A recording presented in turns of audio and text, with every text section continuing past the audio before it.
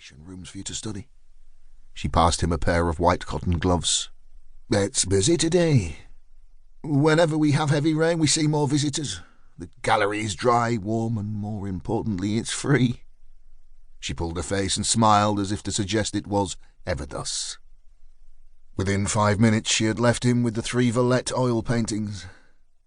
None was large, and all illustrated a moment in Manchester's social history during a key time, its industrial peak. The grim, sombre-coloured oils depicted a window into the past. His expert eye checked the coloured pigments, the board and the back of each painting. This, to people like Darwin, revealed much more than the painting itself. It would take him 20 minutes to study and photograph each work, and then he would head back to the station and home. As he drew his observations to a close, he removed a small padded envelope from the side of his laptop case. From this he extracted a small oil painting, which he laid between the others. He scrutinized the paintings again, one after the other, and then came back to the outsider that he had introduced. "Bloody hell, that's good," he whispered to himself. He picked it up and, slipping a jeweller's loop into his eye, he inspected the painting close up. "Bloody good indeed." He opened his eye fully, and the loop immediately dropped onto his open palm. Happy with the result, he slipped the painting back into the envelope and into the bag. August. The sun hung like a limp yellow balloon in the early morning Yorkshire sky. It was neither high nor low, but at a height that was blinding both for the few drivers and even fewer pedestrians alike.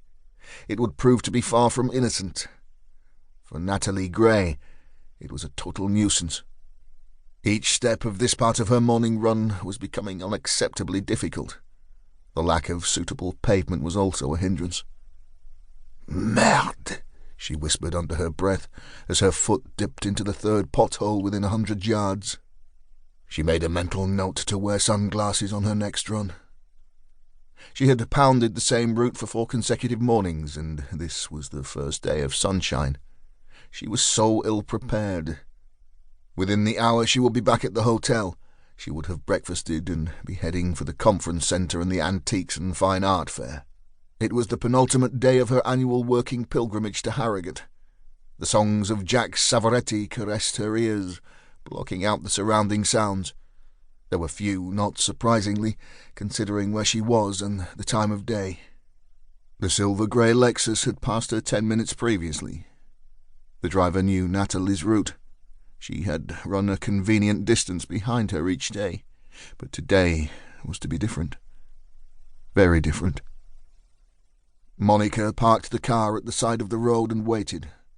There was no tail of grey smoke from the exhaust of the now stationary vehicle.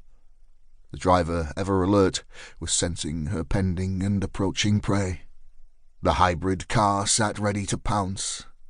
It would do so electrically and silently.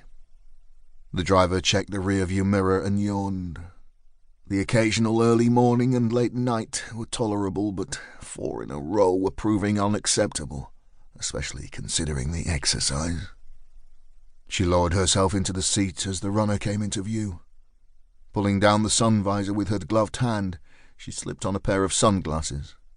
Within seconds, Natalie was closing on the car, now a dark silhouette ahead in her path. The driver saw her turn her head as if checking there were nothing approaching from behind in preparation for rounding the parked car, unlikely considering the time of the morning, but it was more instinctive. She quickly veered to the right and ran around the parked obstacle, unaware of the driver's presence. She checked her watch, and in spite of the dazzling sun, she was still on schedule. It was then, when she was 100 yards past the parked car, that she suddenly pulled up abruptly as a startled rabbit sprang from the hedge. It paused briefly before darting, bob-tailed, across her immediate path and vanishing magically into the far hedge. Natalie raised her hand, shielding the sun so as to allow her eyes to focus on the white, swiftly disappearing tail. A smile came to her lips.